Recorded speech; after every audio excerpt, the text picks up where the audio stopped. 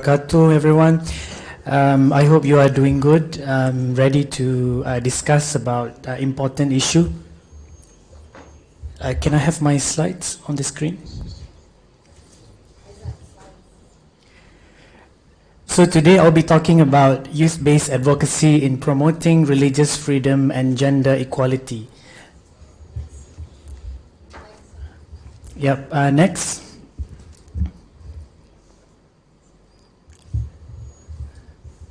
Can we go to the outline first?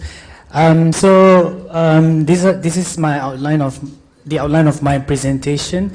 I'll talk a little bit about. I think I'll talk first about Malaysian context, and then about my organization, and then the role of youth and some advocacy recommendations that we can exchange between us. First of all, I'd like to introduce myself. Of course, I'm born and raised in Malaysia, and I think this is my first time in Kenya. Thank you very much for having me. So far, I'm enjoying myself, although the temperature here is quite similar. Like in Malaysia, it's tropical. It's more than 30 degrees, and I got some, it's hot, but I can deal with it. Yes, I like the food, so on and so forth. So I believe that this is also, apart from exchanging knowledge and experience, we also, part of a cross-cultural experience too. Can we go to the next slide? Yes, this one. So I believe that some of you might not be familiar with Malaysia, so I think that it's better for me to give a little bit of context about Malaysia. So if you know, Malaysia is in Asia, Southeast Asia. Our neighboring countries are Indonesia, Thailand, and Brunei. I think people know Thailand more than Malaysia. I don't know why. But yes, we have 33 million population.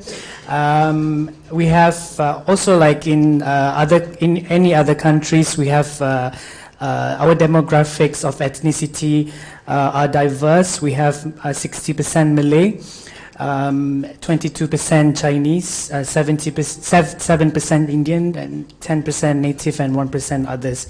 So in Malaysia, it's interesting because when British left us, they left us with this provision in the constitution where Malays are defined as people who are professing the religion of Islam and speak Malay. So we are mandated by the constitution to be Muslim for the Malays, not for other races or ethnicities. And then religion, of course, 61% are Sunni Muslims. And in Sunni Muslims, there are a lot of other denominations too. They are Ashaira, they are Salafis, they are other minority Sunni groups. We have Buddhist, Christians, Hindu, and other religions. So I think during our conversation before, I think in Malaysia it's unique because we have two, when we're talking about legal system, we have dual legal system. One is civil law, and also one is Sharia law.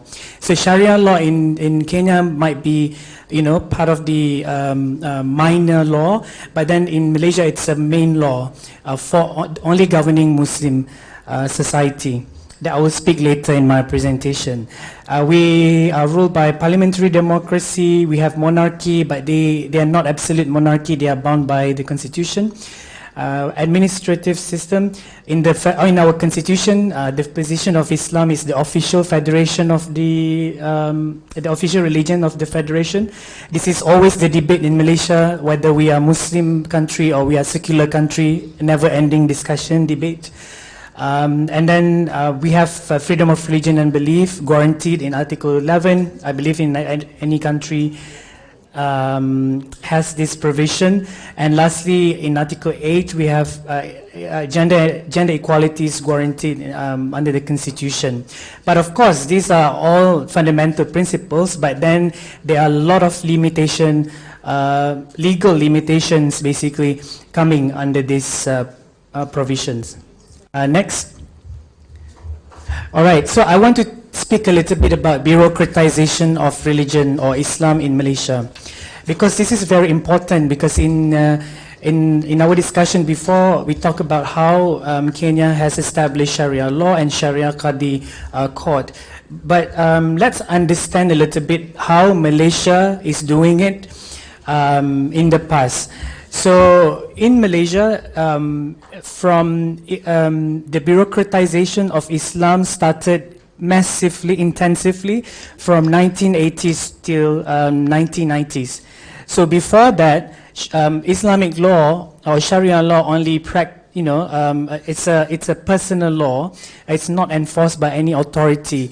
It's a traditional practice only in the community, at the community level. But in 1980s, after the Iranian Revolution, it gives a signal to the Muslim countries that Islamic government is a way to go. It's an alternative to secular system, secular Western system values. So this influence came to Malaysia and then impacted the domestic politics. So a lot of political parties, we have Islamist parties and we have Malay rights parties, the majority parties. So they fight between each other. They said that we are more Islam, you are more Islam. So the opposition at the time is very strong in upholding Islamic value, saying that they are Islamic, they're promoting Islam. And then the government said, we need to do something about this. So that's why they introduced these offices, departments, units in the country. For example, we have Department of Islamic Affairs that takes care of Muslim welfare. We have Zakat Department, so on and so forth. So to the extent that it does not only cover family matters anymore, it covers Muslim finances, criminal matters. So I'll speak more later about criminal matters, where in Malaysia we have religious authority who has the power to detain, arrest you if you do moral crimes. So for example, if you sit with a woman, unmarried woman in a room, so the authority can come to you and then arrest you for that crime. So that's one of the crimes. And also, so this is the impact, this is the bureaucratization process that I think we should think about in Muslim countries, where what is the limit of, to bureaucratize religion, right? In 2000s until 2010s, there you can see the bureaucratization of religion never stops. Over the time, it further strengthened the bureaucratization of Islam, giving more power, more budget to these departments. And the issue that raised is that there are a lot of abuse of law, abuse of power to clamp down on progressive thinkers, persecution of minorities. So since I talk about that now, my organization is conducting a research, collecting laws and fatwas that impact freedom of religion and belief in Malaysia, if you can see on the screen. So we study 5 types of offenses in our Sharia law and fatwa. Number 1 is anti-blasphemy. There are about more than 100 provisions and fatwas on anti-blasphemy. Number 2, there are more than, don't be shocked, but there are more than 350 legal provisions and fatwas on persecutions of religious minorities. So Ahmadiyya, Shia, and other Muslim minorities are not allowed, haram, to be practiced in Malaysia. If they found you to practice one of these beliefs, you can be imprisoned or detained. So it's a state. State interprets everything, the religion. Number 3, there are more than 150 legal provisions and fatwas about persecution of sexual minorities. Transgender, LGBT people can be persecuted under Sharia law. And lastly, there are more than 150 legal provisions and fatwas on persecution of critical thinking and culture. So there's one women organization called Sisters in Islam who are fighting for women's justice in Malaysia. Because of their different interpretation from the state interpretation, the Fatwa Council issued a fatwa saying that this organization is a deviant organization. So it's an illegal organization. So you see, when you bureaucratize religion, you have this risk of state owning the religion and interpret it according to their political interests. And also, I told you just now, criminal jurisdiction of Sharia authority, they can arrest, raid, and detain you. Lastly, criminal jurisdiction of Sharia court, you can impose imprisonment up to 3 years, fine up to 5,000 years, whipping as well up to 6 strokes of moral crimes, like if you insult religion, if you think differently, you can be punished. Yes, so, and there's a movement now that they want to pass a bill to increase all this punishment, to have harsher law, to follow, other countries, Saudi Arabia, although Saudi Arabia is changing sociopolitically. But yes, so let's see the impacts from bureaucratization of religion. Of course, you see the effectiveness in this Islamic bureaucracy, right? If you've mentioned about this qadi, like a delay of cases and whatever, in Malaysia, the handling of the cases of family law are very effective because you have very good bureaucracy. But then the values that they are bringing, we have Sharia, like someone mentioned, yes, we have female judges appointed, but then the values that they be bringing, they reinforcing what the patriarchal interpretation in the law. So far, there is no change. Like there's no challenge from the female qadi themselves to challenge the patriarchal law. For example, on female circumcision or like mutilation, or also divorce, whatever. So it's very hard to do that, and we haven't seen an impact. But yes, the impacts here that I just want to mention some of the impacts here. Of course, when you have one religion in the state, you will use that religion and to oppress others, especially minorities. And other impacts that I want to emphasize are number 7 and number 8, the rise of sectarianism, and also the rise of fundamentalism and also extremism. So now you have groups who are dissatisfied with the government, although the government is doing good for the Muslim society, but then they don't think that it's Islamic enough.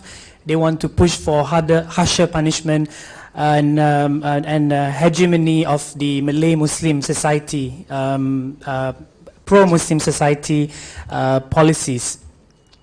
Okay, next. Yes, so this is my organization. Like Ani said, I was part of Salafist movement. So I experienced it. I know what is it in the Salafist movement. To be specific, I was Salafi Madkhali. So it's very rigid kind of interpretation of Islamic statehood, fiqh, jurisprudence, so on and so forth. So we have other bunch of young people who experience the same. One of them is part of Muslim Brotherhood, but then they changed, and then now they're part of the human rights organization because we were looking for narrative. We were looking to contribute for our religion, and also opportunity to do something. But then what comes to us is this, extremist or like radical narratives, not the pro-human rights and so on. But because of our personal experience in the movement, we think that it's hard for us to stay, and we think that there must be some other ways to do good for religion. So these are the areas that we work on: freedom of religion and belief, women's rights, and sexual orientation. Next. So this is our programming. We do dialogues with young people. interfaith, intra-faith, and intercultural dialogues. We don't do intercultural or like interfaith dialogue to say like, oh, my religion is peace, your religion is peace. So we move on from that narrative. Our dialogues talk about discrimination faced by minority groups, and strategize later what to do about it. For example, we speak with the communities, with the family of Ahmadiyya and also Ahmadiyya community, Ahmadiyya Muslims, and they face this legal battle in challenging the authority. So we give them support, and we try to understand and spread the message to the people. And a lot of young people, they don't care about division or like sectarianism, whether you are this or that, kind of Muslim, but they believe in, peace and humanity. Roundtable discussion, we did this roundtable discussion. Like I said, one of the legacy of British is they left us with penal code law, criminal law. So marital rape is not recognized as crime in Malaysia. So we try to discuss with scholars in this roundtable discussion to say something, to have a position on marital rape. So we also invited conservative Muslims to come, and then we had an argument saying that, oh no, marital rape is a bad term, it's a Western term. So okay, that's fine, let's negotiate. And then they said, and then we agreed at the end of the day, we used the term sexual violence in marriage, which is good enough because it's very hard to impose, it's not worth it to argue on this usage of terminology, whatever. So as long as we are on the same page. Next, and then we do capacity training with young people as well. Next slide. Yeah, this is capacity building. I will tell you more about this later. There's another slide for this. Next. Webinars, I think because of COVID, we changed our strategy to do everything online. So webinars are very helpful. So we had a conversation on race and religion with young people, with experts, series of discussion. And the discussion is, we post this content online so that other people who didn't watch the webinars can follow. Okay, I know I'm taking a lot of time, but pardon me. Yes, and then this is our new project, Initiative to Promote Tolerance and Prevent Violence. Next, so we do this kind of, the same programs under the previous one, but we focus more on research and development. I'll tell you why. Okay, this slide. So this is our position, this is our framework. How do we read radicalization process? Because terrorists is not born terrorists. There is a process or steps towards becoming terrorists. So it starts with fundamentalism, which you have the belief of supremacism in yourself, righteousness, hate toward others, but then you don't do anything about it. It's just in you. But then it's more dangerous when it comes to the next stage, which is extremism, where you translate your hate into action. You discriminate people because of his or her belief, or because the way he or she dresses, right? So this is this is how we define it. And lastly, terrorism, when you translate the hate into a violent action. Yes, I don't have time to discuss a lot about this. This is a long conversation. Maybe we can go next. Before that.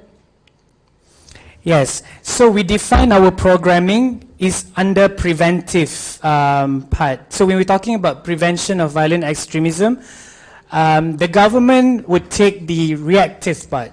The police, the Ministry of Home Affairs, Security, they will do surveillance. They will use security, military to combat, counter terrorism. But the role of civil society, especially how do we look at it, is our programmings, webinars, and all that are preventive measures to prevent violent extremism. So that's why we have inclusive education, peaceful conflict resolution, and all that. Next. So now the role of youth. So of course, why the role of youth is important, the population is big, I think not just in Malaysia, but also in any other country. In Malaysia, especially as after 2018 general election, that's our first time we changed government in our history. So we got our independence in 1957. So after we never changed government in 60 years until 2018. So more democratic government took over, and then you see these young people setting up their own organizations, their movements, women's rights, civil and political rights. They're very like vibrant organization. The thing is, young people, not only young people, but also older generation. They're more open towards more ideas because of the role of social media nowadays, right? Because you can see free flow of information on social media. Although you have oppressive government, in Malaysia you cannot speak about religion like freely. You have to conform, or you have to be bound by certain rules. But then social media doesn't have that boundaries or restrictions. So that's why information is a lot in there. Second is socio-economic issue. So young people are more, they're voicing out because in Malaysia especially, because they go to universities. They got their master's degree, even bachelor degree. But then when they go out, they cannot get employment, right? So it's a scam somehow, right? It's a problem. So poverty, corruption, these are the issues that are very close to young people. And why young people as well? Because young people is impacted by extremism. So yeah, you can see young people joining Al-Shabaab, joining ISIS, whatever. That's another level, the extreme level. But on the other hand, you have young people who are being the victims of extremism. Yeah, I'll tell you more about it later. But at the end of the day, young people should determine the cause of your country, of the country, to have more inclusive and democratic system. Next. This is the last part of my presentation. Maybe some advocacy recommendations. Next. I suggest that we should focus on youth focus. We should have youth focused programs, more of youth focused program, to empower younger generation with knowledge and skills to support religious freedom and gender equality, to provide safe space for critical discourse. Next. I just want to share with you one of our biggest projects this year. It's called Peace Lab for Youth. So Peace Lab for Youth, it's a 1-month initiative. We start with a workshop series and concludes with a summit to empower young people of peace and tolerance to build social resilience against violent and non-violent extremism. We have 40 youth, we have 20 presenters from many stakeholders, and we base our program on UN Security Council that encourage or that recognizes the role of youth in the promotion of peace, human rights, and non-violence. Next. This is a workshop series that we had done with young people. Next. Also this with religious leaders. We invited them to share their experience with young people, and then also young people to hear what young people have to say. Next. So these are the main elements in Peace Lab for Youth.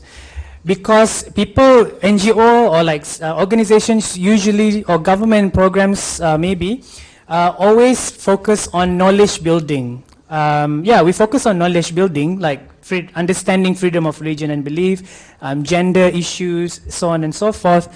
We brought in the Marrakesh Declaration saying that, Muslim scholars against hate speech, and Beirut Declaration, these frameworks to expose them to these frameworks, international framework. But it's not enough, because young people, remember that young people have other issues to deal with, like employment. They cannot spend their time only like attending your workshop. They must have something after that, to get something after that. So we, in number 2 there, we also emphasize on marketable skills. So we ask them, we teach them how to design projects, implement projects. We teach them how to monitor social media, graphic design. So there's one application called Canva. So we teach them how to use Canva. It's a free application. Yes. So you don't have to, our message is to young people is that if you want to advocate for peace, you don't need to have a lot of money, a lot of things, capital. You can start small and then you can go big. And of course, network building, and also, most importantly, self-empowerment. Because, like I said, in Malaysian context, people are not dare to speak because of the law restrictions. But we give them safe space to give their ideas, so that they are more confident about themselves. Next. So this is one of the counter-narrative project after the Peace Lab for Youth. So some of them we give them the freedom to do whatever they want, any project. So one of them did something on patriarchy, religion, and relationship. Next. And then some of them do something on refugees. So this is, we cannot limit what they want to do. We just give them what they want to do, as long as it's promote peace and prevent violence. Next. A group is doing something on radicalization, especially among women. Next. Someone is doing a project on, I'm not sure what this is, but this is a school kid. He made a webinar, like a discussion with his friends. Next. This is a project on LGBT issue. So one of the participants is he likes this kind of issue, so he's doing it. Next. And also, it's not just about human rights, but also technology. So some of the youth, they have this project where they want to filter algorithms on social media, because we get these messages or news on social media, on Facebook, although we don't follow this person, right? Because algorithm, because it follows our, search history, so on and so forth. So they are doing something different, meaning that they want to overcome this to avoid misinformation or radical narrative. Next. So another recommendation is the use of social media. So I think social media is speed, because of the speed, accessibility, interaction. Yes, and of course now counter narratives, because you have these extreme groups, especially, I think not only in Malaysia, they use social media very good. They produce good videos. This is how they attract young people to join their group, to recruit people. So progressive Muslims, inclusive Muslims should do the same. Use social media to spread your messages. Next. So these are the apps, social media platforms are famous in Malaysia. Next. So this is the poster that we have. I think Ani knows this. So this is on marital rape. So it's on marital rape. So what we do is comic kind of content. So we say that she wants to wait, Next. So this is, I think I Google a little bit. This is social media in Kenya. The most famous one is WhatsApp, Facebook, So these are the things that you have to utilize because it's free. Next. I don't have time to go to this. Next. Yes, last, Ani, yeah? So the importance of data. So although we are in women's rights or social science or political science, we have to go back to research and data because it will support our advocacy programs. Next. So we did this data on moral vigilantism in Malaysia. Some extremist group doing moral policing, arresting people on the street for dating, for moral crimes. This is not under the state government. This is outside of the legal realm. Next. And then from the research, from the data, we found out that the motivation of these groups is based on religion. Number one is Amar Ma'ruf Nahi Munkar. I think you guys are familiar with this. And also jihad. So they use this justification to operate, to oppress minorities. So because of this research, we convince policymakers and religious leaders that this is dangerous and we need to do something about it. So that's why number 3, we emphasize on the role of Islamic scholarship in revisiting the concepts and promote positive family values instead. Okay, I think that's all. Thank you very much for listening. Thank you, Isaac, for the excellent presentation. We are going to change things up a little bit. We're going to have Professor Adis Dujureja do his presentation virtual, and he needs screen sharing capability. And I am actually going to moderate the discussion after all the speakers. All right, thank you.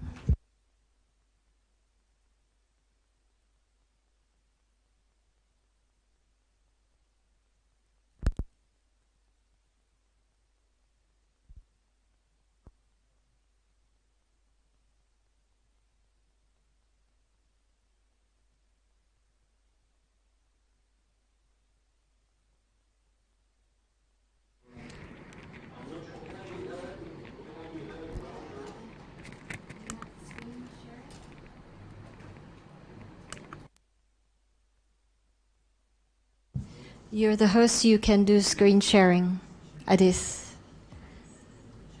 You should have had screen sharing.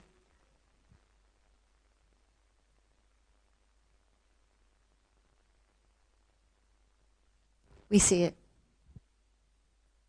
We see your screen. Please proceed.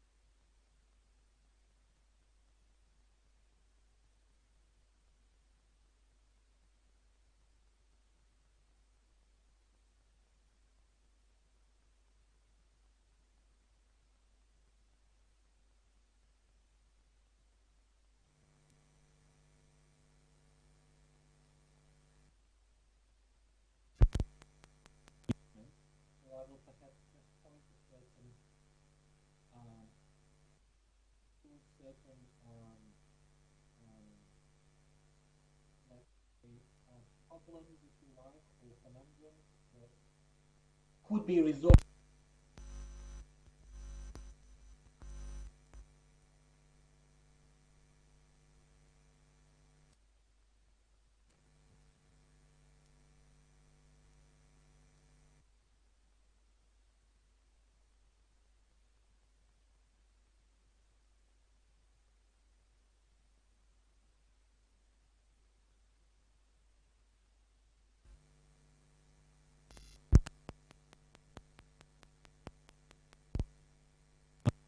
And obviously,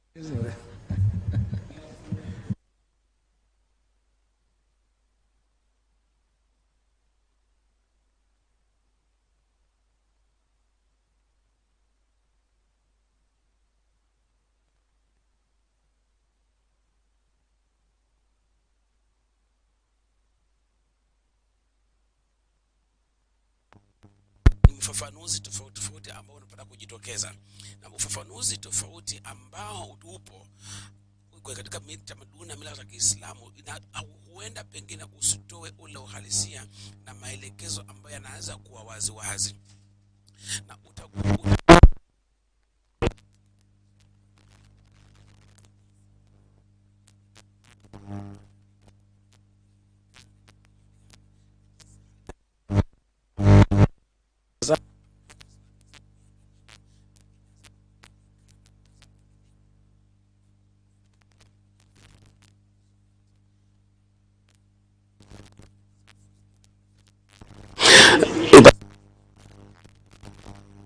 angalia ule kuweza kutambua ufafanuzi ambao upo na ufafanuzi ambao unapata kujitokeza na ile mtazamo ambao upo na yale ambayo yanapata kuangaliwa, ili pengine wakati unapokuwa na ule ufafanuzi unapotoka katika Qur'ani au pengine hali kwa kutegemea jinsia, unaweza kutusaidia kujenga ile hali itakayosawazisha jamii zote kwa pamoja. Kwa hivyo inapokuja katika mtazamo wa masuala ya usalama na masuala ya kijamii, utaona kuna mtazamo ambayo imekuwepo kwamba imekuwa katika ufafanuzi mpana zaidi, na pengine huenda isiyo waziwazi katika ile hali ya utambuzi, na kwa hiyo utapata wale wafafanuzi wanaweza wanatoa mawazo tofauti na ile ndio mawazo tofauti ambapo inakuwa katika hali ya wazi na hali ya ukabili. Kwa hivyo haya yote pamekuwa hali usomaji mwingi katika masuala yanayowasilishwa na yanayowasilisha katika hali tofauti, ili kuweza kuleta ile picha na ule ufafanuzi ambao unaweza kubalika. Kwa hivyo kuna baadhi ya mambo ambayo yanaweza kuangaliwa, yanaweza kulinganishwa, ambayo yanaweza kusaidia kuleta ule umoja na ule ufafanuzi zaidi kwa watu wengine, hasa kuweza kuleta na kulinganisha katika masuala ya mtazamo wa Kikurani, hasa kwa kuangalia jinsi ya ule hali ya wanawake katika ujumla. Inapokuja katika ufafanuzi halisia wa kweli, mojawapo ya mambo ambayo yanakuja ipata katika kazi yangu ya kwanza kwamba kuna ufafanuzi huu unafaa kuwa na ule ukweli na jinsi ambavyo unapata kuwasilishwa na kulingana kutegemea na mafunzo ya Qur'an, na natumai kwamba hilo linaweza kuwa katika uwasilisho uzuri sana. Kwa hivyo ningependa sana kuweza kuangalia na ule mwendeleo ambao ungekuwa na jinsi ya kuweza kuleta ule ulingano na baadhi ya masuala ambayo nikutana nayo katika masomo. Kwa hivyo kama hoja yangu ya kimsingi ni kwamba tunapojaribu kuangalia panapotokea katika hali, hakuna tamaduni yote ambayo inaweza kuja ikapinga ule mwingiliano wa jamii wa Qur'an, lakini inaweza kuleta ule utofauti na kuleta ule ufafanuzi zaidi. Na utagundua ya kwamba tunapoangalia ule ufafanuzi ambao maelezo kati ya maana yake na maendelezo, utakumbuka kuna baadhi ya mambo yanaweza kutofautiana, na haya mambo ambayo yanatofautiana ndio yanayokuwa aidha mazuri na mabaya ambayo yanaleta mjadala mpana zaidi. Hasa tunapofanya vile, kile ambacho tunaweza fanya tunaweza kuangalia katika maana hii ni kwamba usawa wa kijinsia ambao unaweza kuzingatiwa ni kuangaziwa sana, hasa ufafanuzi ambao utakuwa maana yake na ule mtazamo utakaochukuliwa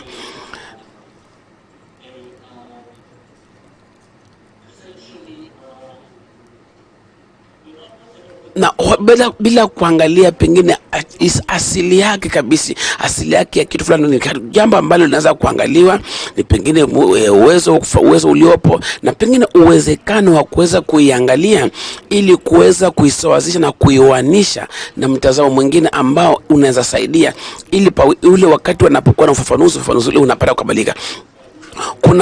kuna baadhi ya mambo haya, kuna hadithi ambazo zimekuwa zikielezwa kwa mtazamo wa Sunna, na utagundua kwamba kuna baadhi ambayo yameanza kutolewa katika maendelezo fulani, katika maeneo fulani au pengine jini fulani, ambapo iwapo mambo haya yanaweza kuangaliwa,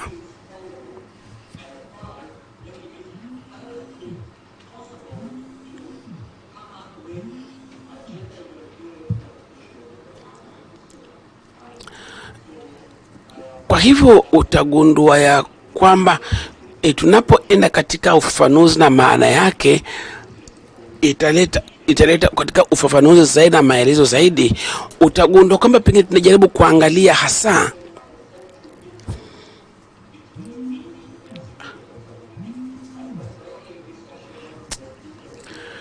wale kwamba waweza kuzungumzia, utagundua ya kwamba ni ule muendelezo ambao ungekwapo kwa kutegemea ule mwingiliano na mzito ambao upo kwa ajili ya kuweza kuzungumzia katika hali ya uhalisia na uaminifu na imani ambao mtu kujitokeza kwa ile ambayo ameelezea, na ile inafaa uwe kwa kutegemea ule mwingiliano ambao umekwapo na mazungumzo yake, na pia pawepo na swala la kuangalia matokeo yatakayotokea.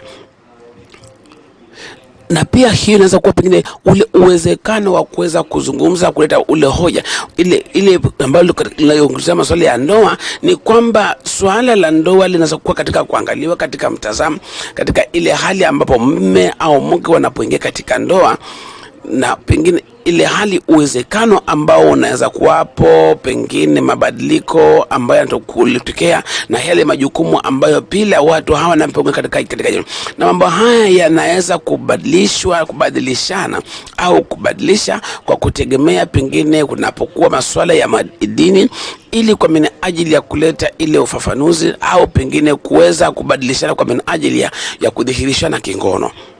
Na utagundua vile vile ya kwamba sheria hizi za ndoa ambazo zinatokea huwa katika uingiliano, patakuwapo na uhalisia ya ufafanuzi ambao imeweza kuleta katika matatizo haya, kwamba pengine mwanaume anastahili kujiondoa ama kunafaa kumshughulikia mewe, wanawake wanafaa wawe wanaume, na pengine utapata kwamba pengine Qurani nayo inatoa maelezo yake tofauti, na haya yanafanya pengine watu kutaweza kutoa ufafanuzi mwafaka ambao unaweza kubalika. Na pengine panapokuwa na ule ufafanuzi ambao unakuwa na ukweli, unatoa majibu kamili, ufafanuzi ule huenda unatoa maelekezo ambayo siwezi kuelezea jinsi tofauti inayojitokeza kati ya mambo haya mawili, lakini tofauti zake jinsi inavyofafanuliwa katika Qurani kwa minajili ya maendelezo ya hali ya uhalisia. Na tunapoangalia ukweli maana ya maneno haya kamili, inaweza kuwa pengine inaweza kuwa sawa na kusawazishwa vizuri kwa kutegemea pengine mtazamo wa kidini au mtazamo wa Qurani, inaweza kuwa katika hali ya usawa kwa watu wote. Kwa hivyo hatuwezi pinga na lazima, hatuwezi sema kwamba pengine maelezo haya ya Qurani hayakuwa yameingiliana vizuri, au pengine mambo haya yalikuwa yanapata kupinga ule mwingiliano. Kwa hivyo basi kutakuwa na maana yake gani? Maana itakuwa ni gani? Maana yake ni ule ukoloni, kuangalia mtazamo uliopo katika maendelezo na ufafanuzi ambao unakuwa wazi katika maelekezo haya, ambayo pengine maana yake inayokusudiwa ambayo inakuwa katika mwelekezo. Basi utagundua kwamba ule mtazamo ambao upo na zile sheria za kijinsia na yale yanayojulikana ni mambo ambayo yanaweza kutekelezwa, ni mambo ambayo yanaweza kutekelezwa. Adis, you need to wrap up in a minute or two at the maximum, please. Adis, nadhani kwamba unahili kumalizia kidogo ili tukomweda dakika 2 basi zimebakia. Kwa hivyo hapana tatizo.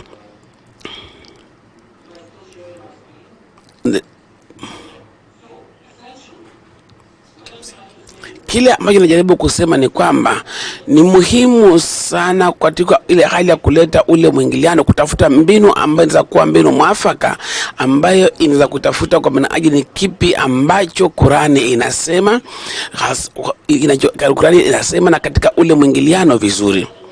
Kwa maana hakuna sheria nyingine nzuri ambayo watu wanapata kuizungumzia kuhusu Qurani ama kuhusu maendelezo, bali kuna hitaji katika kuiangalia katika mtazamo wa ndani na kuweza kuwa kufikiria, kuweza kuangalia mambo ambayo yamepita kuathiri hali ule maendelezo ambayo yanaweza kutumika katika ile hali ya uwasilishaji, ile ambayo kuweza kuona kwamba yale mambo ambayo tunayapitia yanaweza kupitia ama kupunguzwa, wapate kuwasiliana, kupata kuwasiliana katika mbinu yote, na utafute mbinu gani ya kupata maoni tofauti ambayo yanaweza kuletwa na kuwasilishwa katika hali ya uwazi na katika hali ya uhuru.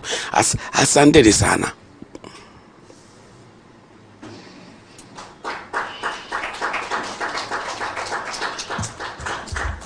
Thank you, Adis. If you can unshare your Adis, asante sana kama mwenyekiti wa kuweza kuangalia kusikia katika kwenye hali hii.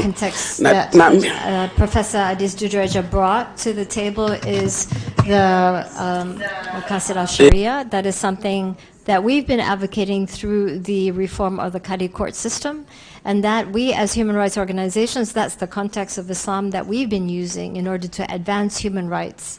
So that is something that we have not discussed in depth, but that is something that we should all be considering as a utility. Our next presenter is going to be Imam Khalfan from AICNDH from Burundi. Carry on, Imam Khalfan.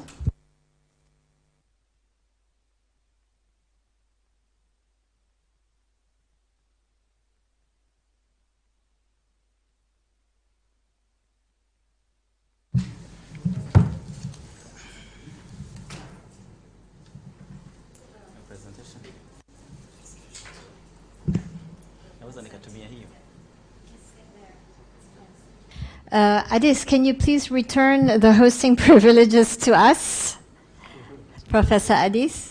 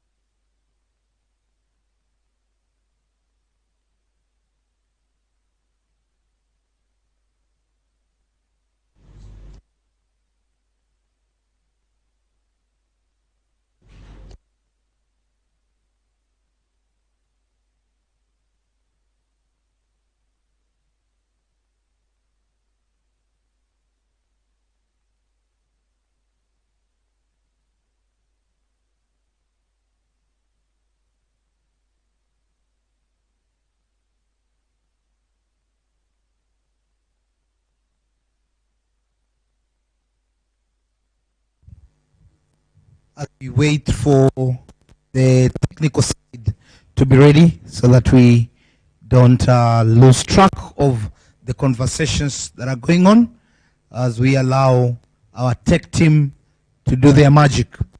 I request us to clench our fist. Our brothers and sisters from Tanzania, CCM, this is the sign, right? Chama cha ama wanasemaje, hii ndio ishara kule, sio? Wewe ni Zanzibari, Sheikh, watu wangu wa Tanzania. Sisi hapa Kenya tunasema sisi ndio tuko. Yes, I'm just saying for those of us who don't understand Swahili, we are just saying this sign here in Kenya, it means we are the ones who are here, and because we are the ones attending the AIM conference, I believe we are the people who matter in this conference. Look around and tell your colleague, you matter very much. Look at them, tell them you matter very much. You can add and tell them, I'm glad that you are close to me. Very well. Sheikh Burundi, karibu sana. Assalamu alaikum wa rahmatullahi wa barakatuh. My English is not very good. I have to use my Kiswahili from Burundi. Yeah. Presentation yangu ilikuwa imekataa kufungua kwa sababu imetoka mbali. Burundi sio karibu sana. Nimezunguka milima hadi Mombasa, ndio maana ilikuwa imekataa kufunguka. Hata na sasa naona ingali na kufunga kala. Okay. Mimi jina langu ni Imam Bukuru Eri Khalfan, natoka Burundi na ni president, founder of Alliance Inclusive Muslim,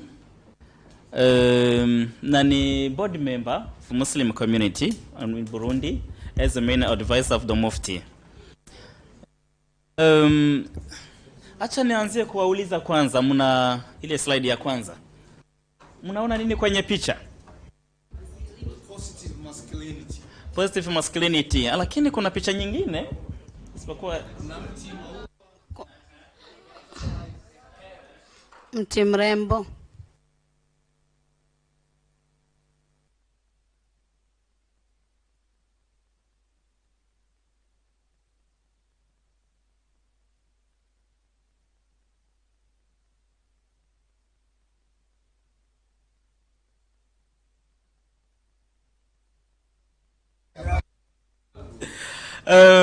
Lakini kuna maua pia. Si kweli? Kuna maua chini na kuna mti mrembo sana. Na hata na mimi sijui maana ya huyo mti. Sijui, na waachia nyinyi muendelee kujieleza. Ya kufuata sha. Kawaida mimi siamini hivi nikiwauliza wanawake duniani ni asilimia ngapi? Asilimia ya wanawake duniani ni ngapi? Zaidi? Zaidi ya 60, zaidi ya 50? Nadhani kama ni sio zaidi ya 16, ni baina 16 na 15 na 16. Ni baina. Okay? Nadhani kama ni baina ya 15 na 60. 55, something like that. Sasa tukiangalia mambo ambayo yanatendeka duniani kwa kunyanyasa wanawake, mtu anaweza kajiuliza kama tuko katika dunia ya watu wazima au dunia ya watu labda wamepotea. Sasa ukiacha nyuma hiyo asilimia, tuchukue 55. Ukiacha nyuma asilimia 55, dunia itakuwaje? Dunia itakuwa nzuri au itakuwaje? Itabaki nyuma. Ndio maana sisi nimekuja labda kuwapotezea muda, lakini acha niwaonyeshe kidogo gisi dunia ilikuwepo baada ya miaka kadhaa. Hiyo picha kwa kuona, mnaona nini kwenye picha? Mnaona nini? mtoto ameshika mawa, mama ameogopa, na binadamu anamshipi. Huyo mwenye huyo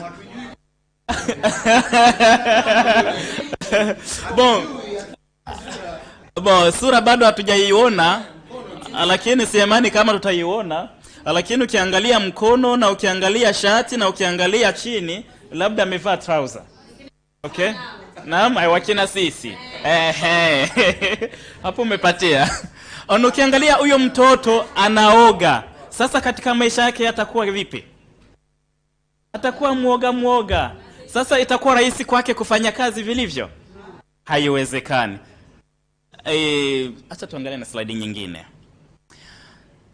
Ukiangalia dunia ilivyo zamani, acha tuanzie kwa Sumerian na Assyrian na Babylonian civilizations. Wanamama walikuwa wanachukuliwa kama katu kadogo sana. Na hiyo wakati wao rai yao ilikuwa haipokelewi. Walikuwa hawana rai katika community. Na ukiangalia hii ni Code of Hammurabi. Code of Hammurabi ni text law zilikuwepo katika Babylonian civilization. Huyo Hammurabi alikuwa ni mfalme wa Babiloni. Katika kodi yao mbili, nimechukua hizo mbili tu kwa sababu ndo nimeona ni muhimu.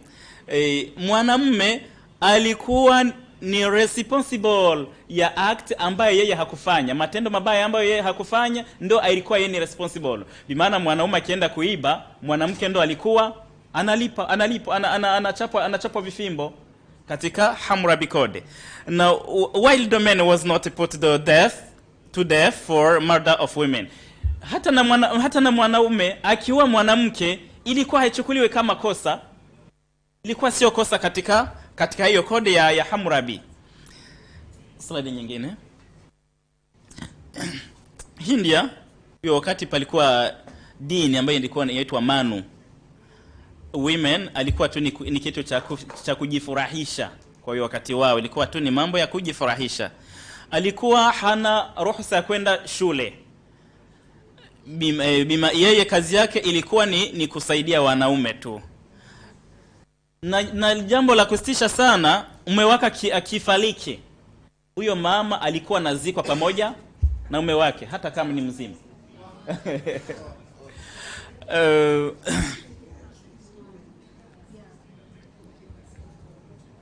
Slide nyingine. Hapo rudisha nyuma kidogo. For Greek. Hapana, telemsha kidogo.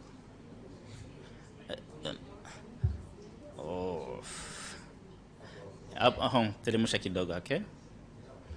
Hapana, hapa tulikuwa tumemaliza. Next, okay. A Chinese civilization. Wa China mtakiwa na akizaa mtoto wa kike, yeye alikuwa anaonekana kama kabisa sijui kama hapo naita ni mkosi, ni laana, something like that. Natumia hizo mbili zote. Kazi zake alikuwa anabaki nyumbani, alikuwa haruhusi kutoka nyumbani, Chinese. Na istoshe, hata kama yuko nyumbani alikuwa haruhusiwi kuangalia mume wake usoni. Ilikuwa ni marufuku. Alafu kwenye wa Greek, kule Greece, wanawake walikuwa ni wachafu, ni kama mchafu. Walikuwa wanaona kama mchafu. Hapa huyo Hesiod alikuwa ni kama prime minister huko Greece. Yeye alikuwa anasema kama wanawake wana brain kama ya umbwa, na wana kama cunning ni kama rize kwa Kiswahili, kwa Kifaransa. Bimaana wana ujanja kama umbwa. Yeye ndio alikuwa ni mtazamo wake. Demosthenes yeye alikuwa anasema wanatumiwa prostitute kwa kujifurahisha, alafu wakala mboga kwa kufanya life yako iwe sawa, Alafu kwa wanawake ilikuwa tu ni kuzaa tu. Hiyo tu ilikuwa ni muono wao kuhusu akina mama. Endelea. Kule Roma walikuwa wanaona kama mwanamama ni mnyama mchafu zaidi. Alafu alikuwa haruhusiwi kuingia ndani ya temple, ndani ya kanisa au ndani ya chacha au ndani ya mosque. Alikuwa haruhusiwi wakati. Na kwa mtazamo wao mwanamke alikuwa haruhusiwi kuingia peponi. Hey.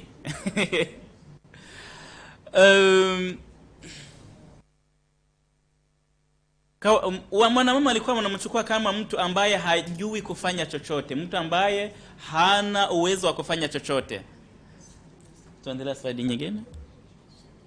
Kwa Waisraelite, according to them, according to Taurat, kuangalia Taurati, wao walikuwa wanasema kwamba Eve ndo mwanzilishi wa mambo mabaya yote hapa duniani. Kwa kutazama Genesis ile chapter 3 verse number 12, wakiwa wanasema, wakiwa wana read hivyo, mke ambao umenipa ndo amenipa huyo ili tunda, alafu na mimi nikala. Yeye wanaona kama mwanamke ndo mwenye kuleta mabaya hapa duniani. Na Warabu wa kabla ya Uislamu wa Jahilia, wao walikuwa wanafika mbali sana. Mtoto wa kike akiwa anazaliwa walikuwa wanamubari akiwa kabisa live. Hiyo ni na Mwenyezi Mungu kwa wakati wa Mtume Muhammad sallallahu alaihi wasallam aliteremsha hizo aya mbili surah an-Nahl aya ya 58 hadi 59, ikiwa naeleza gisi watu wa Jahilia walikuwa wanazika wanawake wa kike wakiwa hai. Kama nilivyosema hapa, hiyo kabisa ilikuwa ni kitu kibaya zaidi kwao.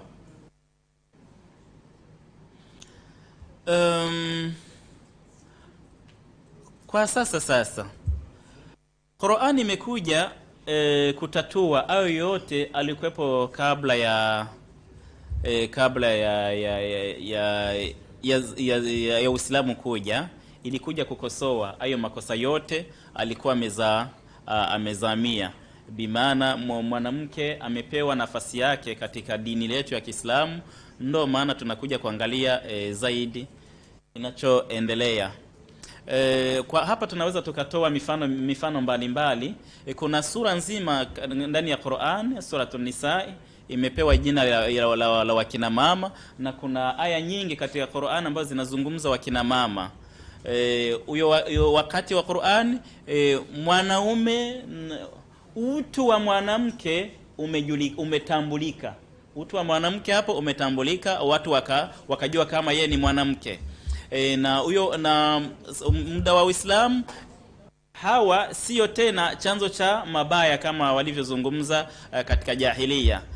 Kitu kingine, kutofautisha uumbile au utu wa mwanamke na wa mwanaume na mwanamke ilikuwa kabisa ni sawa mbele ya Mwenyezi Mungu. Alafu huyo wakati mwanamke alikuwa na uwezo, kwa sasa anapasha kuwa na uwezo wa kumiliki mali yake.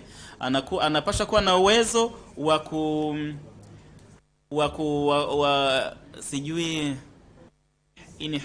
kurithi. Anakuwa na haki ya kurithi. Alafu istoshe anakuwa na haki ya kuwa katika maisha mazuri katika ndoa yake. Nataka kumaliza. Okay. Acha tuone We just need your work. Yeah, exactly. Yeah. We can kwa sababu hiyo tumezungumza mtoto na haki ya kusoma na kutumia. Acha tuendelee na hiyo. Hayo yote tumezungumza hapo ndo amesababisha sisi kama waimamu wa Burundi tuone umuhimu wa kuunda shirika ambalo linakuja kukabiliana na hayo mambo, kwa sababu watu wanajaribu kufanya misinterpretation of Islamic text kwa kupitia sijui maslahi yao mtu kwa alafu akafika kwa njia ya kunyanyasa wanawake. Hivi kama tulivyoangalia tulivyoona, there is also some Islam honors and values women. Hiyo tulizungumza baadaye, tunaweza tukaendelea. What we do in our Imams for She campaign, kwa sababu tumeona Imams for She campaign, hivi nimepata fursa ya kumpongeza mheshimiwa Chief Grand Mufti wa Uganda. Nadhani kama uko hapa, ukifika kule umesema kwamba Burundi kabisa tunakuhitaji. Labda angekuwa mufti wetu, watu wangeona kabisa umuhimu wa kutumikia dini yao vilivyo. Katika Imams for She campaign, imams ambayo ni initiative ya Muslim for Practice of Values, ambayo ni ya kuhimiza waimamu wote waone kama swala la mwanamke, swala la women's right ni kitu kizuri zaidi. Kila imamu anapasha kukitumia kwa ajili ya kuleta maendeleo hata katika jamii za Kiislamu au katika nchi mbalimbali ambayo Imams for She iko na inaendelea. Slide. Imams for She initiative iko na approach mbili, ni social top down approach, transforming societal norms. Ni kwa namna ya kufanya zile society ambayo zina norms mbalimbali za kiugaidi watafute namna ya kuzitransform. Alafu approach ya pili ni societal bottom up approach, fostering a demand for societal reform. Ni kuangalia ni kwa mfumo mzuri wa kutransform hizo norm of society. Hii ni slide inaonekana hata kwenye internet, ambayo inaonyesha Imams for She campaign. Iko kwenye internet, inapatikana kwenye internet. Na ukigoogle Imams for She campaign, hiyo slide nadhani kama mtaiona. Kuna watu wanafika mbali kwa kusema eti Imams for She ni wanawake wa kina mama. Sio hivyo. Sio hivyo hata kidogo. Ni waimamu ambayo wana promote women's right. Nyingine, Imams for She initiative, it is to engage Muslim religious culture and community leader to advocate and involve in the holistic support of women and girls' rights, capacity building of stakeholders, to the education of Muslim women and rights through Clubs for She. Clubs for She, it is a summer camp which is organized each summer in Burundi, DRC, and Rwanda, and it unites also young girls from 18 to 25 years old. Technical support toward economic independence of Muslim women. Hiyo ni jambo la muhimu sana. Katika Imams for She tumejaribu kufanya mambo mengi, kwa sababu hivi tunachukua wanawake kutoka sehemu mbalimbali ambao wako katika association, watu katika organization, tunawafundisha entrepreneurship skills kwa ajili yao kujitafutia, kujua namna kutafuta hela. Hivi katika hiyo campaign Imams for She kupitia entrepreneurship skills tumejaribu kuunda cooperative takriban 23 za wanawake. Cooperative created by women and led by women. They are doing more work, kama kwenda kulima, kufanya biashara, hata kama kufanya transformation za chakula wanafanya. Support ile ya mwisho, rudi nyuma kidogo. Support for female leadership in society, in politics. Kawaida kama mwanamama hana hela, ni vigumu kwenda kupambana ndani ya siasa, kwa sababu kufanya campaign inabidi uwe na hela kwa financial campaign. Ni kweli tumejaribu hivi, hata kama Tanzania nadhani kama wako mbele sana kwa sababu wana rais mwanamke, alhamdulillah. Kwetu tumejaribu katika hizo campaign, baina ya wanawake ambao wameshiriki hizo campaign, tuko na wawili ambao wamejaliwa kuwa viongozi wa madiwani. Wawili wanawake ni viongozi wa madiwani na wanaongoza vizuri kuzidi hata wanaume. Sijui nimetumia picha bila kuomba ruhusa, mwenye atajiona hapa na muomba radhi. Hii ni Clubs for She ambayo ilikuwa ni katika zile summer camp. Katika hizo summer camp wanafundisha mambo mbalimbali, hata na kuwashughulisha wanawake wajue kama mambo ya sport. Mambo ya sport sio ya wanaume tu, na wanawake wanaruhusiwa kufanya sport. Kama tunaendelea ukizingatia mazingira ambayo hawezi kumchafua. Mwa hizo overnight camp for young men age, they learn leadership skills, women's right in the context of Islam, also entrepreneurial skills.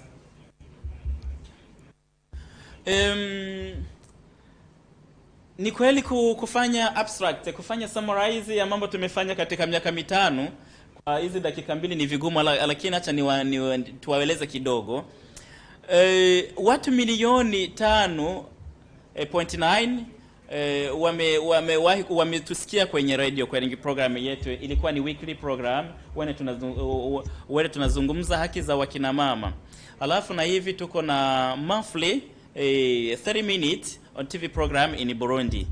In Imams for She Champion bi maana ni waimamu ambao wamepewa hiyo training kupitia hiyo miaka mitano kuanzia mwaka 2016.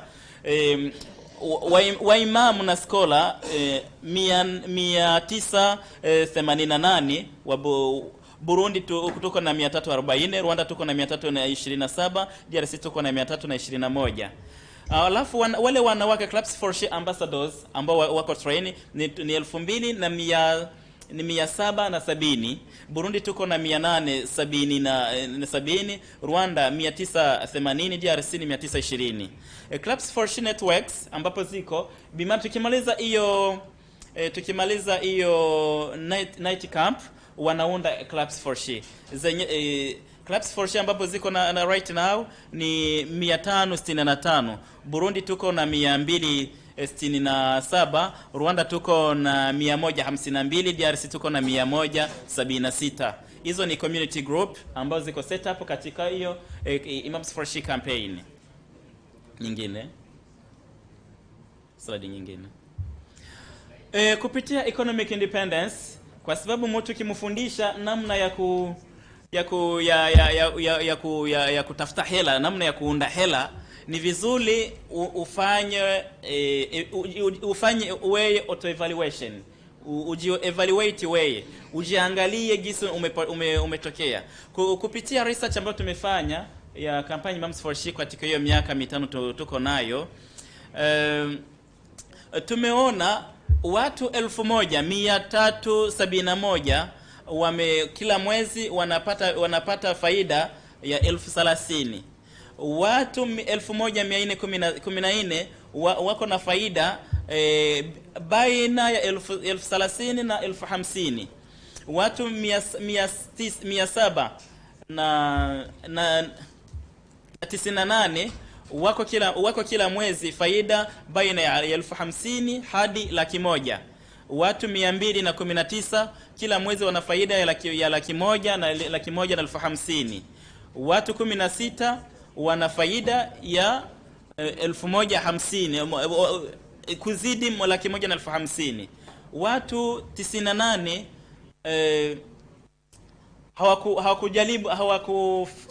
hawakuweza kupata faida yote. Kwa hao watu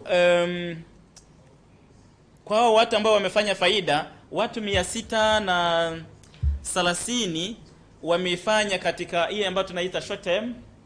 Kwa short term bibana muda mdogo, au watu 385 wamefanya kwa muda mrefu.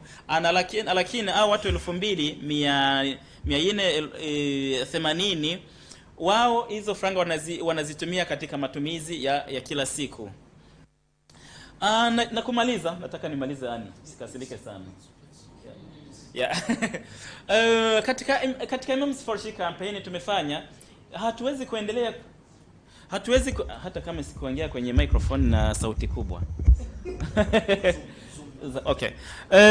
Katika hii Imam Sifarshi campaign tumeona sio vizuri kuendelea kuongelesha watu wazima tu, watu wakubwa. Ni vizuri hata watoto wachanga wakuwe wakiwa wanajua wakiwa na huyo mfumo wa haki za wanawake. Alafu kushirikiana na Muslim for Practice of Values tukisapotiwa na government ya Holland, Dutch, tumejaribu kuweka inclusive Islamic curriculum. Hiyo curriculum ni curriculum ambayo itatumiwa katika programu za madrasa Burundi. Hiki inatumiwa sasa hivi katika programu za madrasa Burundi kwa watoto wa umri kuanzia miaka 7 hadi miaka 12 wa madrasa. Hapo watakuwa wakiwa na malezi ya Moms for She campaign ya kuona women's right ni vipi. Hiyo tulikuwa kwenye launch ya hiyo inclusive curriculum, na kwa hiyo tumeproduce takriban vitabu 150 na biko binatumiwa kwenye madrasa 63 nchini Burundi.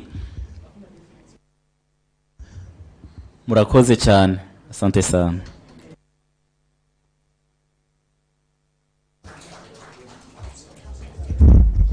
Bon, merci, Imam Khalfan. Okay, so we are going to go back to a virtual presenter, Eva Janadin, and she is a French Muslim, a convert to Islam, and she is going to give her presentation about the work that she's been doing as a French Muslim. I invite you, because as you know, when we have presentation from online, the audio in the room is terrible. So I invite you to please log in onto the Zoom, and then you can hear her better. Unfortunately, though, the translation into Swahili will not be available, so you will have to understand her in English. So Eva, please accommodate us with a clear and slow kind of English-French narrative. Okay, thank you. On to you, Eva.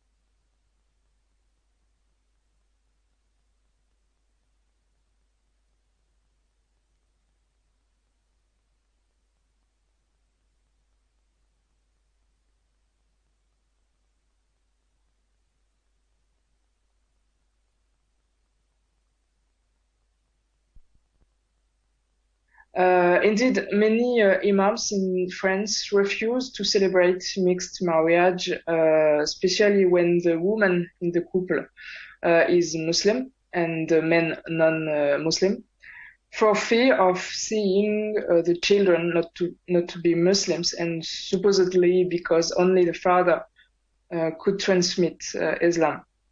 It's necessary to reread the verse on which supporters of this prohibition rely and replace them in their context of revelation.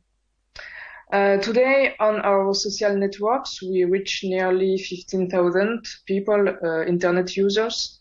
We have the ability to influence the web by disseminating our interpretations and our text. Over the past few years, we have had the opportunity to speak at numerous conferences to reach out the general public, Muslim and non-Muslim, including in French government institutions, to make heard the voices of these progressist and humanist Muslims. The French public authorities are aware of our initiative and welcome it, but it's still very difficult to be heard because of the French Muslim institutions, which have great difficulty in changing mentalities. But we also had the opportunity to discuss with the representatives of the Muslim faith in France, and they accept our presence today. The question of the imamate of women has almost become normal in France, which gives us a certain legitimacy.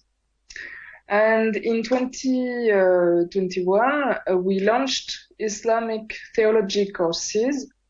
This first year of general introduction allowed about 60 students to be trained in the fundamentals of the history of Islamic theology and the presentation of contemporary questions to continue this reformist thought today. We want in the future create a real institute of progressive and reformist theology in France in order to show the pluralism of theological currents in Islam. The aim is to rethink the method of reading the Quran and the Sunnah with principles of humanism and social justice. We have to question our traditions and to continue to constantly interpret our texts in order to continue to bring them to life today. So we try to give much more importance to the Quran than to the Sunnah, to rethink the nature of the Sunnah and the prophetic example for us today, and the importance of history to understand the evolution of interpretations. I also work for another French association whose name is Islam at the 21st Century. We have two main activities: the publication of a quarterly review in which current thinkers offer their different interpretations of the Islam, and the organization every 2 years of an international colloquium at UNESCO in Paris. The second edition will take place on February 2 and 3. It will be an opportunity to hear about 20 speakers and testimonies from Muslims. And the theme will focus on Islam and identities between worship and cultures. The speakers will be divided into 4 roundtables on the following theme: the impasse of an Islam outside culture, Muslim between faith and culture, Muslim with others, and Islam today, Islam in the 21st century. And the objective is to show how Islam is reinventing itself today through the Muslims themselves, committed to human rights and knowing that identity is a very complex thing. So if some of you are interested in participating in this conference, you are, of course, welcome to contact me by email. Thank you for your attention.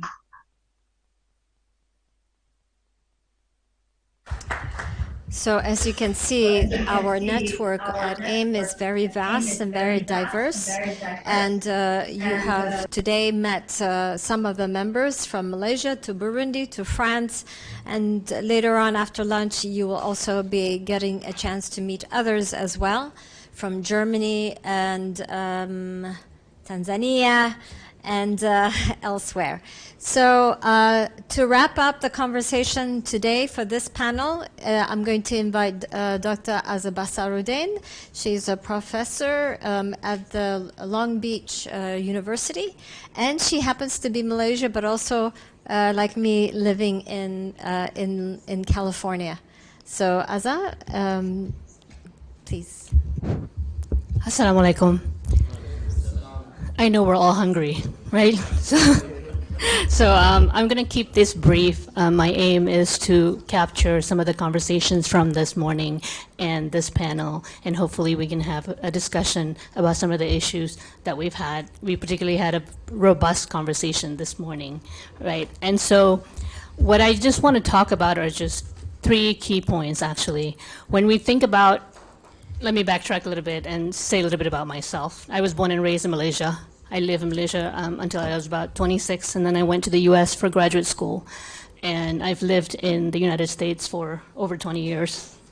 Oh, it's too fast for the translator? Sorry. I happen to always want to catch a train, so I'm always too fast. So I was born and raised in Malaysia, right? And then I moved to the United States, and I've lived in the United States for over 20 years. And I teach gender and sexuality studies at a California State University, right? And what I want to talk about is how context matters, right? So in this context, it's a predominantly Muslim context. And so the issues that we discuss, we have a better understanding, right? We can relate to it. But I teach American students who have no conceptions of Islam or Muslims or understand the diversity of Islamic interpretations or the ways in which Muslims practice Islam. Right? And I teach also in the context of increasing anti-Muslim racism and pervasive Islamophobia. Right? And so the conversations that we're having here doesn't usually translate. Right? What my students understand about Islam is what they see in the mainstream media, which is for the most part informed by what Muslims are considered, right, after 9/11, after September 11, right? And so their understanding of Islam is as a violent and backward religion, Muslim men as barbaric, and Muslim women as passive, nameless, right, who walk, say, 5 feet behind their men, and who are subject to abuse, oppression, and violence, right? So these are sort of like the mainstream conception, right? And I'm not saying that everybody subscribe to these types of interpretation, but these are what students are exposed to, right? And to spend 10 or 16 weeks teaching about Islam is a real challenge in that context, right? So what I'm trying to say here is, when I say context matter, is when we think about the interpretation of Islam, it varies in terms of the school of jurisprudence, right? In terms of time, in terms of history, in terms of culture. But I also feel like there's a tendency to romanticize when Islam was revealed in 7th century Arabia, right? That there were so many problems in societies pre-Islamic Arabia that when Islam was revealed, it solved all the problems, right? That's not necessarily the case. Right? The society in pre-Islamic Arabia was incredibly diverse. Yes, it had its problems, just like any other societies, right? When Islam came, it uplifted the status of women, but it also absorbed the subsequent interpretations in the different cultural tradition, right? Meaning the people who were interpreting, the jurists, they were interpreting from the point of view of who they were in their society. So they were not immune to gender dynamics. They were not immune to misogyny. They were not immune to patriarchy. So all these things were read into the interpretation of Islam. So, and I know that everybody here knows this, are aware of this, right? But I want to caution us against thinking that Islam came to solve all the problems, and therefore why do we still have problems today, right? Because historically, that's not the case. The problem is part of the way in which the revelation comes to be, the way in which jurisprudence is shaped. Right? But we also have the history of colonialism. In Malaysia, for instance, right, the formation of the legal system is part of the British colonial tradition, in which the British common law, sodomy law, for instance, is inherited from the British and is still on the books in Malaysia. right? And so the formulation of Islamic law is not necessarily separated from colonialism, impact of imperialism, the wars that United States have waged since time immemorial, right? So we have all these kinds of moving parts, all these different dynamics that shape how Muslims respond to the issues in terms of women's rights and human rights, right? So that's the context that matters, right? So for me, when I say context, it matters that we understand Islam, specifically say, what does it look like in Burundi? It does not look like that in Malaysia, right? So our challenges, we know, are separated, but really to not sort of like reduce the differences within this jurisprudence, within the ways in which Muslims live Islam, to sort of like this imagined community of Muslims who share sisterhood or brotherhood, right? That's necessary, but what I want to do is to problematize that a little bit more in terms of our conversation, right? So when you were mentioning the Code Hammurabi, right, the situation of the Romans, the Greeks and stuff, yes, that's part of history, right? But that's also been interpreted in a certain way, right? It doesn't mean that Islam came and solved everything and made it all good, right? I think we have to be self-critical in that we need to be willing to look inwards, right? To turn the mirror towards ourselves and ask ourselves, how do we find ourselves in this situation, right? Why is the question of women's rights in Islam such a fraught question, right? Why is it debated endlessly? Why are we still in the conundrum? Why don't women have rights? Why are women being abused? Why are they being violated, right? But we also have to, within this context, problematize the gender dynamics, right? We can't talk about interpretation of Islam, a more just Qadi court, the courts for the Qadis, the Sharia law, without talking about patriarchy. Right, we can't talk about progressive interpretation without actually dismantling social structures that actually sees women as second-class citizens, right? That actually treat women as inferior, that assume women can't think rationally, right? These are all part of patriarchy, but it's also part of the cultural makeup of so many societies, Muslim or otherwise. Right, so we can't necessarily talk about progressive interpretations without thinking about how to dismantle patriarchy at the same time. Right? These are conversations that need to happen in tandem. We can talk about ethical Islam, right? For the most part, the ways in which women understand Islam is ethical, that Islam is not oppressive. But at the same time, we sometimes don't see it in practice. And why don't we see this in practice? Right? We don't see it in practice because patriarchy is pervasive, right? This is not to assume that all men subscribe to patriarchy, all men want to do violence, right? All men are misogynistic. But these are also things that are taught to boys and men, right? Toxic masculinity, how to behave in a certain way, right? Where do they gain power? They gain power by abusing women, by talking down to women, by thinking of women as a lesser being, right? These are the teachings that need to be dismantled. So the key here is to think about what is revealed and what is practiced as divergent, and there's a reason for that. Right? And not to assume that, well, Islam says this, everything is good in interpretation, everything is good in revelation, but why do we have these problems? We have these problems because we really don't want to talk about patriarchy and power politics. Right? We don't want to talk about why is it that men are afforded the rationality to be judges, right? To be in legislative positions, etc., etc. Right? So my point is these are all intertwined. So for instance, if we talk about training women as Qadi in Sharia courts, if we want more women, we are also working on the assumption that if we have more women as Qadi or Sharia judges, that we would automatically have justice, right? And that's a deeply, deeply problematic assumption to be working with. Just because the Sharia court is staffed with women, it doesn't mean that gender equality is what comes out of it, right? Is the assumption that a woman would be more just is deeply problematic because women can also be patriarchal, right? And the fact that patriarchy is not only about men. Women inherit patriarchy, women practice patriarchy because they benefit from the patriarchal system. This is how women negotiate their own roles, their own status in society. Right? This is not to say that everybody, women jump on the bandwagon of patriarchy because they feel like they want to. It's because they have to, right? This is how they gain power, right? The crumbs from the patriarchal table, that's what they take. And then in that turn, you have the intergenerational dynamics, right? Where the elderly then abuse or oppress the younger women. So we have all these complicated dynamics, right, in terms of gender that I want us to really problematize. And along with that, the concept of femininity and masculinity. right? So when we talk about gender, again, we can't just talk about men and women, right? We have to consider people who do not necessarily subscribe to these ideals, right? We have the LGBTI community, we have queer Muslims, right? Where is the place for all these Muslims? Right? If we talk about acceptance, if we talk about understanding each other across difference, then we also have to make room for those who practice Islam in a different way, have a different relationship to God, right? Think about the divine in a different way. If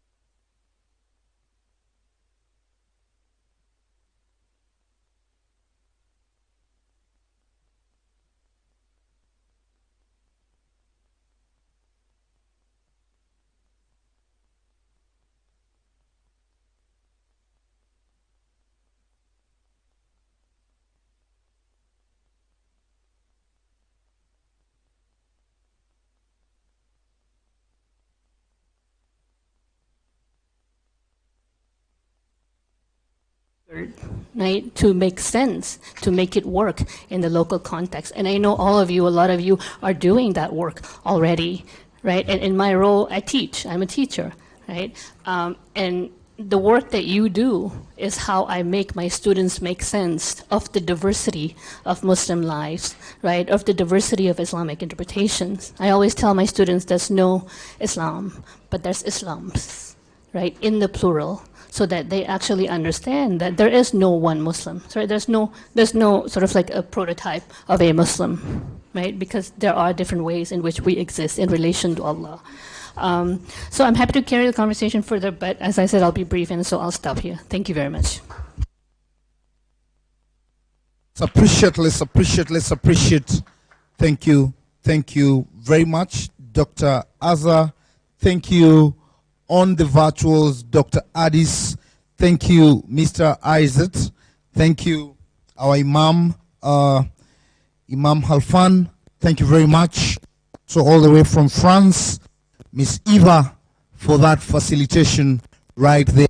Honored delegates, we appreciate all the panelists. One more time, let's put a hand for the panelists. One time, taking us through advocacy and activism in the field. And I want to attest, it was an eye-opener, really broad perspective on what is actually happening in matters advocacy and activism. And I believe we are sharing in this wealth of knowledge that we are actually presenting here. We were supposed to break for lunch at exactly 1. Looking at the time, we are behind schedule by approximately 45 minutes. So ladies and gentlemen, I want to advise that when we go for lunch, kindly, let's strictly take 1 hour. Let's strictly take 1 hour so that we are back settled for the afternoon session at exactly, that will be, what time? It's now 1:45. So let's agree that we will be here at 2:45. Is that okay? Is that agreeable?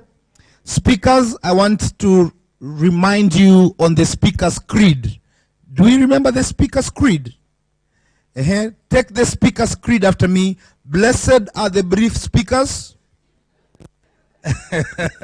Let's say it, please. I'm serious. Blessed are the brief speakers, for they shall be invited to speak once again. So when we come back, speakers, let's be spot on, so that we will be invited to speak one more time. Thank you. Bon appetit. Enjoy the lunch. 1 hour strictly. Let's be here at 2:45. Thank you. My team from Manyata, we had our guy for the keyboard and also the guitar. We can do that now as we are going for the lunch. Then once we come back, we'll be able to have our presentation for 3-4 minutes. Immediately we come back after lunch.